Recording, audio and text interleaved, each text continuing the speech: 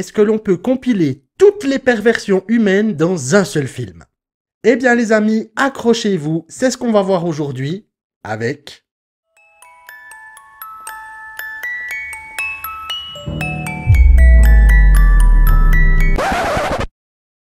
Hey les fans de ciné, ici Critiqueur.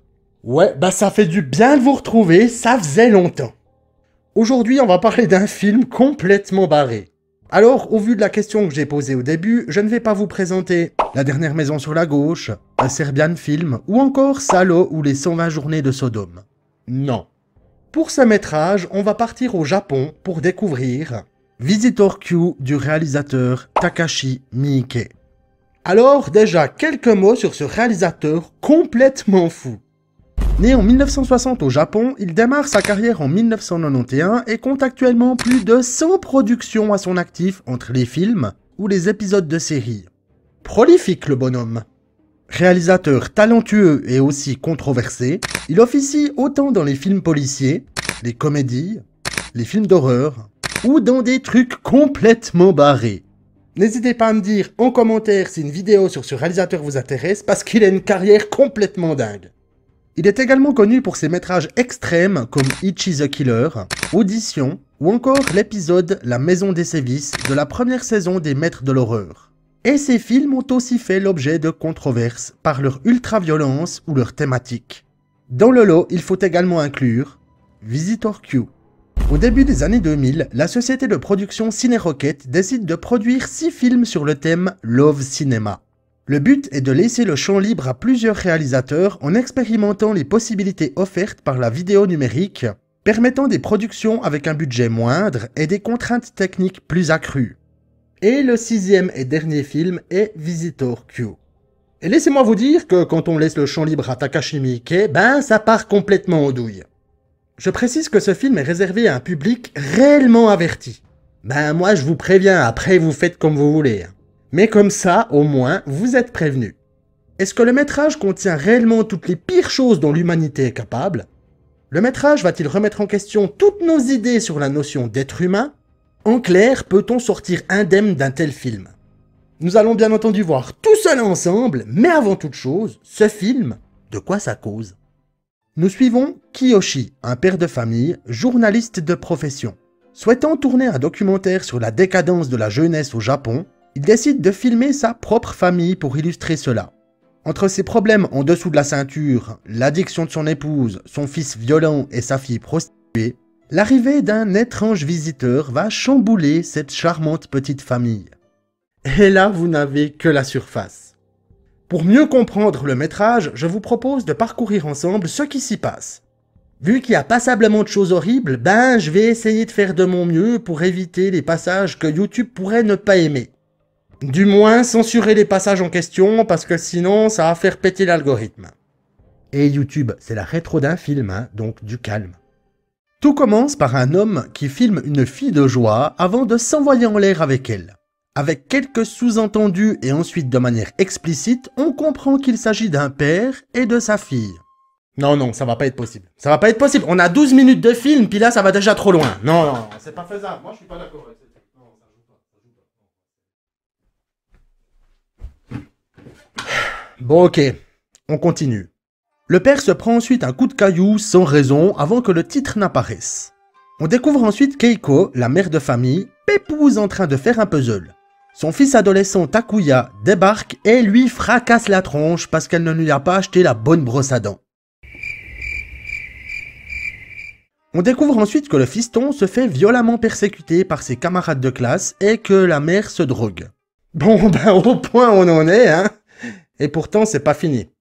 On constate que le type qui a frappé le père, le fameux Visitor Q, a été gracieusement invité au sein de la petite famille, et ils prennent un repas tous ensemble, interrompu par le fils qui met une nouvelle rouste à sa mère.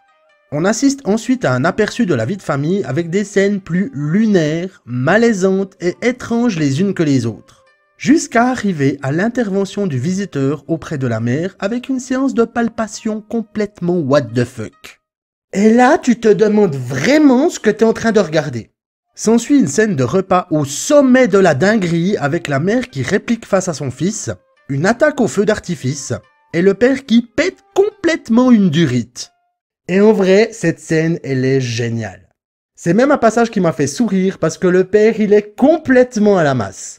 Et faut vraiment en profiter de ce moment-là parce qu'après, on rentre dans la dernière ligne droite. Le père suit son fils et le filme en train de se faire persécuter par ses camarades. Il est accompagné par sa supérieure et le visiteur. Celle-ci, réticente à l'idée de faire un documentaire sur la propre famille du père, quitte la voiture et se fait poursuivre. Tandis que le visiteur tient la caméra, le père la rattrape, la vole et la tue accidentellement. Bon, ben je pense que là, on a réellement touché le fond. Hein. Ah non, attendez. Non, le réalisateur a une pelle. Les deux hommes ramènent le corps à la maison et décident de le découper. Alors que la mère montre au visiteur à quel point elle peut avoir une production de lait hors norme, le père décide de faire la chose avec le cadavre. Au vu de la rigidité cadavérique, il se retrouve coincé.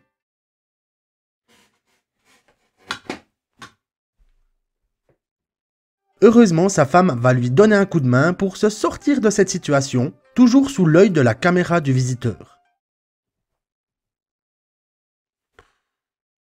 Ils vont ensuite s'atteler à découper le corps, mais les persécuteurs du fils débarquent pour mettre le dawa.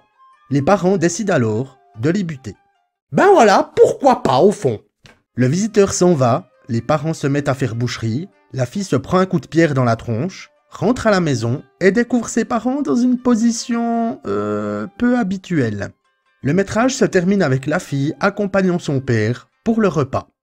Bon, c'est quoi ce film? Pour ceux qui connaissent le cinéma japonais, on a souvent beaucoup de surjeux et une exagération des situations. Du coup, là, j'arrive pas à dire s'il s'agit d'une comédie extrêmement sombre ou d'un film d'horreur psychologique. Peut-être un peu des deux, qui sait. Seulement, le métrage n'est pas là uniquement pour choquer. Oh ouais, comme ça de prime abord, quand on regarde le film, on dirait, mais c'est pas le cas. Il y a une vraie structure scénaristique, une évolution des personnages et une histoire bien ancrée. Ce n'est pas juste une suite de scénettes sans queue ni tête. Sans jeu de mots. Par exemple, le personnage de la mère, personnage central à mon avis, passe du statut de victime à celui de figure libérée. Ce qui fait qu'à l'issue du visionnage, on vient de voir un véritable ovni, objet filmique non identifié, qui a pourtant ses qualités. L'une d'entre elles, l'interprétation du film. Il faut avouer qu'on a très peu d'infos sur la raison de cette production.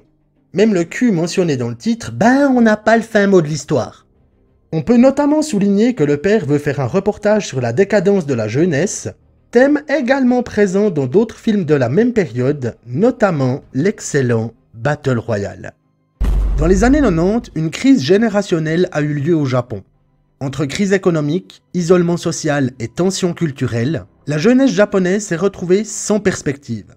Le harcèlement scolaire s'est aggravé, la délinquance a explosé et les sanctions pour mineurs se sont durcies. Le fossé générationnel a donc été illustré au cinéma et même si Battle Royale en reste l'exemple le plus connu, Visitor Q s'inscrit aussi dans cette optique. Le film nous emmène donc à la découverte d'une famille dysfonctionnelle, se complaisant de plus en plus dans leur perversion et leur délire, jusqu'à un point culminant où, grâce au personnage de la mère ayant repris son statut de femme, les choses finissent par s'arranger pour chacun d'entre eux. Bon alors, quand je dis s'arranger, faut pas prendre en compte l'inceste, le meurtre, l'addiction aux drogues, la nécrophilie et la folie qui résulte de tout ça. Alors pour répondre à la question, oui, Visitor Q visite plusieurs perversions humaines avec un style décalé, parfois à la limite de l'humour, et reste cependant un film extrêmement compliqué à regarder. Et la vraie question qui pourrait se poser est la suivante. Qu'est-ce qui fait qu'une famille est unie? Bien que cela soit montré de manière trash et malaisante dans le film de Takashi Miike, c'est le fait de rester unis face aux problèmes, de communiquer et de prendre du temps ensemble qui fait qu'une famille peut rester unie. Au-delà de la controverse du film, le réalisateur nous montre ce que représente une famille et l'amour qui la compose, même si là, on est d'accord, ça ne colle pas avec ce qui est légalement acceptable. J'aurais pu vous parler de l'identité du mystérieux visiteur. Certains y voient une allégorie du changement, de la catharsis ou même une figure quasi divine, à vous de juger. De l'interprétation possible de certaines scènes, de son parallèle très évident avec le film Théorème de Pasolini, ou encore de l'influence du film sur toutes les créations du réalisateur, Mais j'ai pensé que tirer un aspect positif de ce métrage en présentant la notion de famille, c'était quand même plus pertinent.